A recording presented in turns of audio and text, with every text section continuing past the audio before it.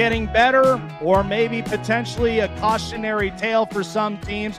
Former NFL linebacker, originally with the New England Patriots, Nate Wieland joins us on the program.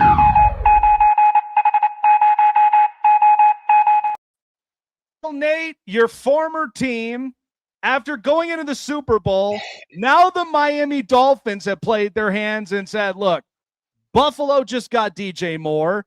The Broncos now are getting Jaylen Waddle, and the Patriots just went to the Super Bowl last year. And then the Jets, they're bringing back Geno Smith. So they've showed their cards that this is clearly a rebuild and said, we may not look good for the next couple years, but that doesn't mean we can't build within the trenches. Any thoughts behind this trade? Because I think Denver is in a win-now situation. They've got their weapon next to Courtland Sutton, and with having Bo Nix as your quarterback and you're not paying him anything right now, Denver and all their fans got to be feeling mile high right now. And Miami, they got a very good overhaul on this. What'd you think of this move? Yeah, no, it's a great move, honestly, I think, for both teams. I think Denver's in a spot where they can win now. They showed it last year. If that doesn't happen to Bo Nix, if that ankle injury doesn't happen to Bo Nix, who knows what happens? Being a Patriot, I've got my say in it, but he's an unbelievable player. Him and Sean Payton, that duo. Now you bring Davis Webb into it, calling plays. He's going to be great. I think Bronco fans should be very excited for that. And then, it was time for Miami to rebuild. I think, it was a great move by them to kind of clear house in a way. And I think, with where the AFC's at, especially the AFC East, I think they need to do that. With New England making the Super Bowl, the Bills, they've got Josh Allen. They're going to compete for Super Bowls as long as they've got Josh Allen. Yep. So, I think it's a win-win for both sides. I really think both sides got what they wanted. Denver can absolutely win it now. And I think they proved it last year. They're still adding pieces. They're still going out there and trying to get, where I didn't even think they were necessarily weak at. They just got Jaylen Waddle.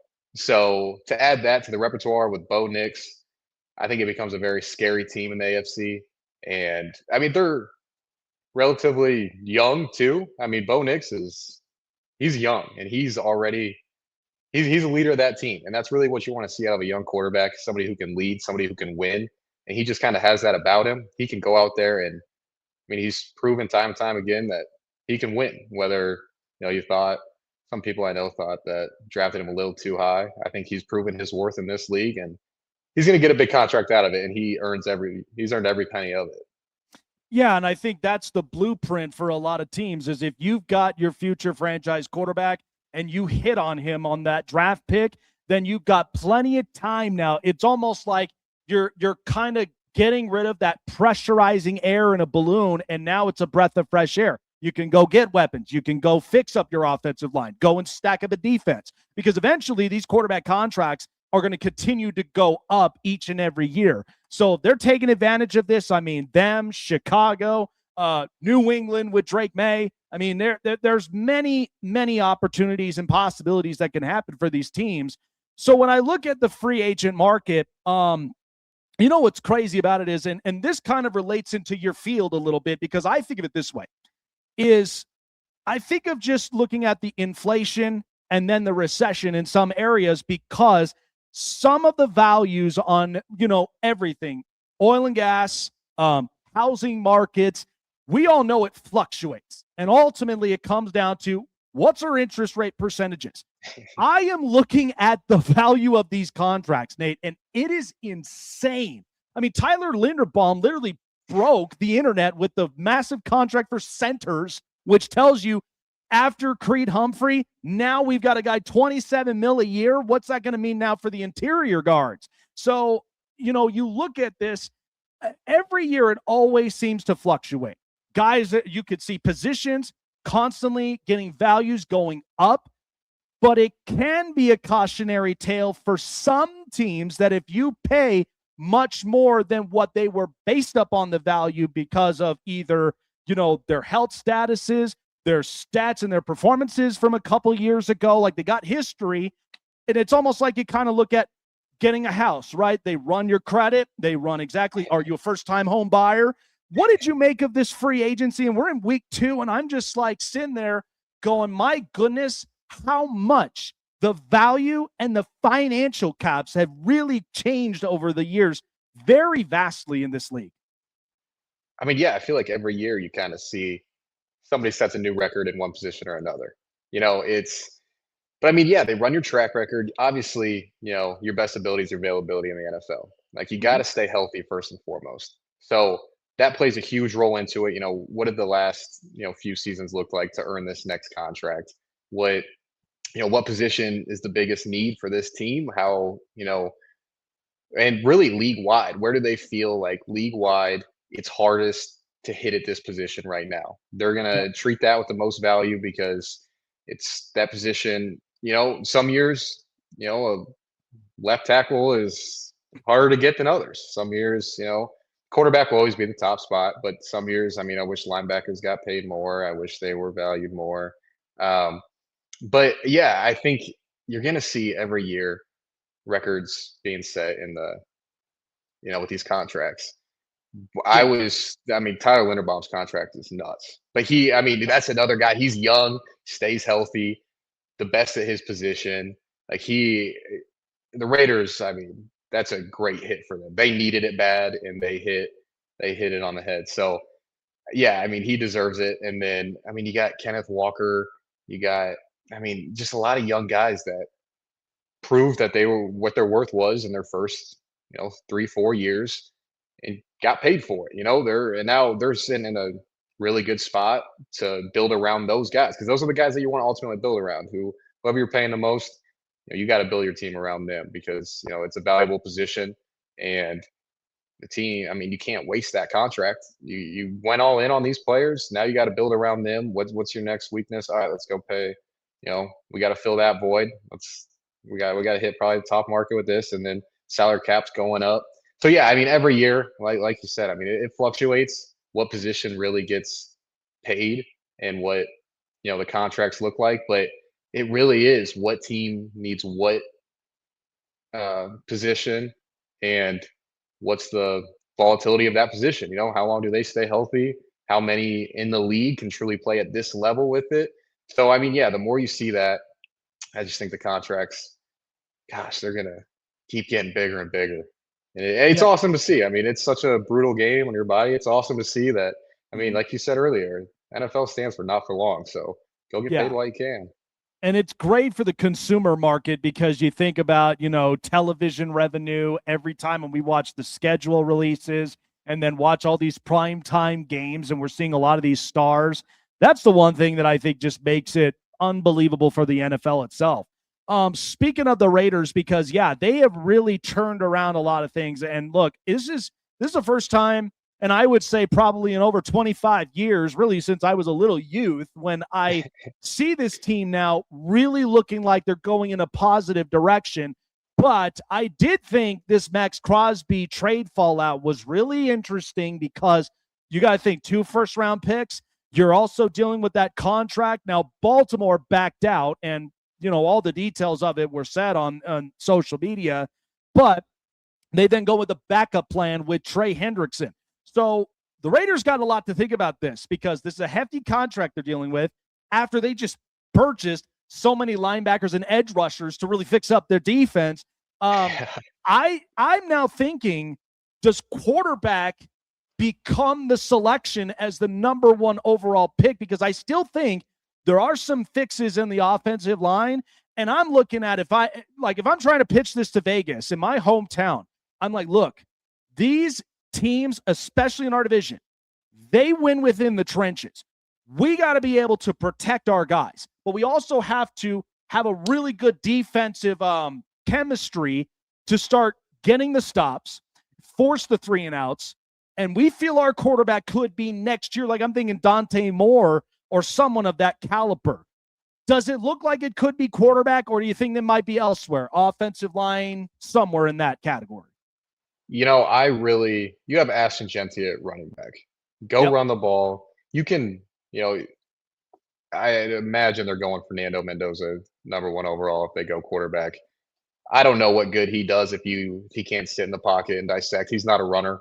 He's not gonna, he can extend plays in college. It's a whole new speed. I'd be curious to see, how that translates to the NFL because he is a great player. I think, bar none, he was the best player in college football this year. Yeah. So it is interesting. I don't know that's necessarily the route I would go. I think I would go offensive line. You have a great running back. You can hit next year in the draft. I don't think this year's quarterback class is, you've got Mendoza number one, but I don't know that this year's quarterback class is the ones that we've seen in the past. Yeah. So I think this is one you can wait a year. You just brought in a new head coach, offensive minded. Mhm. Let's establish the run game. You're going to have a great defense behind you. Let's, if you can just hold on to the ball and give your defense rest, that goes so far. I don't know what the Raiders averaged in points this year, but I feel like every time I turned on the game, it was the other team had the ball or, they're 3 and out and defense is back on the field. It's so hard to win like that. Like you're forcing your defense to do so much. They got to create so many turnovers and they're Yep. just kicking field goals at the end of drives if they do score. Yeah, So they're getting tired out pretty quick. right. And you got to build confidence in Ashton Genty. He had a couple of games where he showed who he is, and you have to be able to build around that. Like that was your first round draft pick last year. Build some confidence in it. I don't know if getting a rookie quarterback is the best way to go about that. There can be some miscommunication in the backfield that kind of stalls a year, and all of a sudden he's in his third year and hasn't, doesn't have much to show for it. So I would be I mean, he is a great player, but I would be shocked if they went quarterback. I guess shocked is probably the wrong word, but offensive line is more of a need right now. Yeah. You could probably just get quarterback in free agency and go from there. See who's maybe even you like somebody second or third round that can kind of suffice for the year, and you're going to bring in your guy next year. But Yeah. I think with where the Raiders are at, and you just brought in Tyler Linderbaum, let's build an offensive line completely around him. Let's get this thing up front. Let's be able to run the ball. Like, let's just get after teams, wear the teams down, hold the ball for a long time. Let's win the time of possession game. And, you sneak out a lot of wins doing that. You don't turn the ball over and you win the time of possession. You can end up in the NFL sneaking out a lot of games. So Mhm. it'll be, I'll be very curious to see what they do with this pick. Very true. Final question here for you. So you played in this organization, and man, what a complete 360 turnaround this organization has had over the last couple of years since Tom left the building. Bill Belichick decided to experiment in college. And, to me, I have respect in some aspects for Robert Kraft because the fact of one, he understands with the financials, also understands that if you have the right people in this building, the possibilities now become endless. We watched Tom take pay cuts after pay cuts every single year. And then, you go from a Gerard Mayo, who I respect as a player, in his playing days, but you go from that coaching staff to now a Mike Vrabel, and you go into a Super Bowl, and there's confidence now in the building. Drake May ultimately looks like your franchise quarterback, and you're trying to take advantage of it with a Kayshon Boutte and a Demario Douglas and even a Kyle Williams. What you're seeing right now, because Buffalo, of course, is the top contender in the division, but then you're also looking at the whole plethora of the AFC.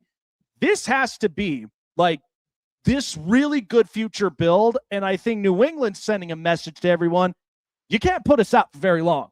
We got the right coach. We know the philosophy, and it's okay to bring back, some old school stuff like a Josh McDaniels. Like, what was your kind of thought in this season and where the Patriots now in this build are going to be going the next couple of years?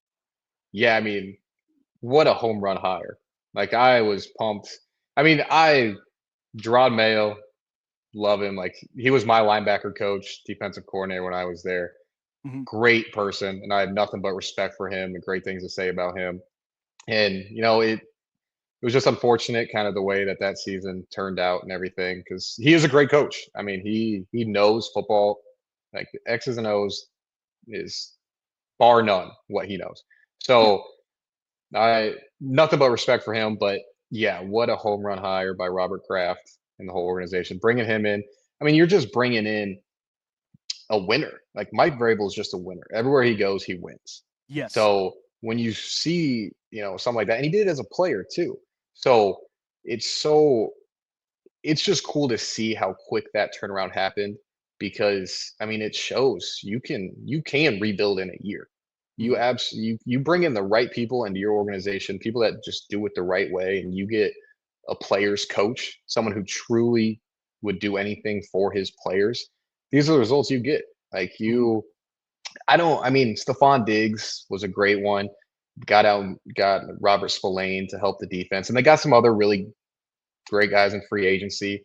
But nothing this season doesn't happen without Mike Vrabel and bringing back Josh McDaniels. Mhm. So yeah, just what he brings to an organization.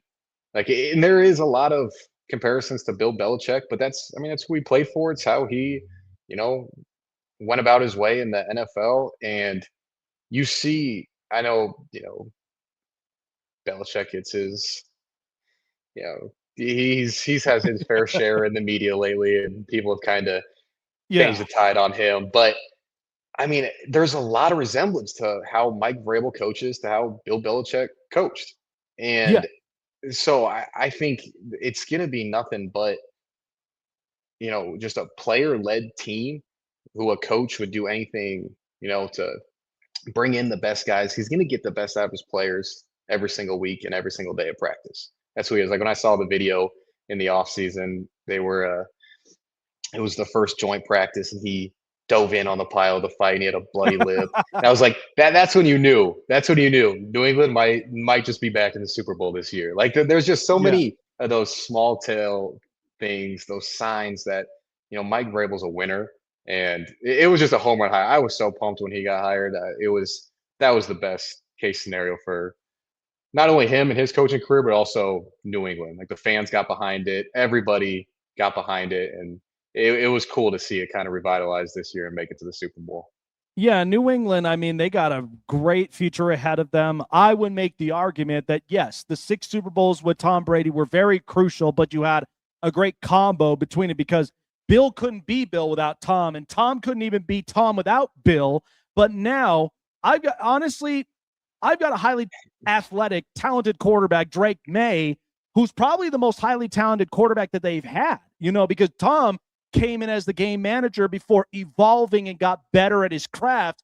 And the funny thing is, the positivity about Mike Vrabel over Bill Belichick, he's relatable to players. He can understand that, as a former player, and you're diving into, pylons, and now you're tackling these guys. Like that's got to be a fun atmosphere. So I'm excited for this team. I think the division really makes it even better when there are 2 or 3 more teams competing in it. If you got all 4, like the AFC West, Right. boy, it's a whole it's a fist fight to win the division. So Nate, appreciate you for coming on by, man. Thanks for taking the time here. We appreciate you, and we hope to see you soon. And we'll see what other moves that Mike Vrabel has in his back pocket this free agency. Awesome, Jake. I really appreciate it. Absolutely, man. All right. Yeah. What a great interview there. Lots of fun, lots of hype. But we are turning the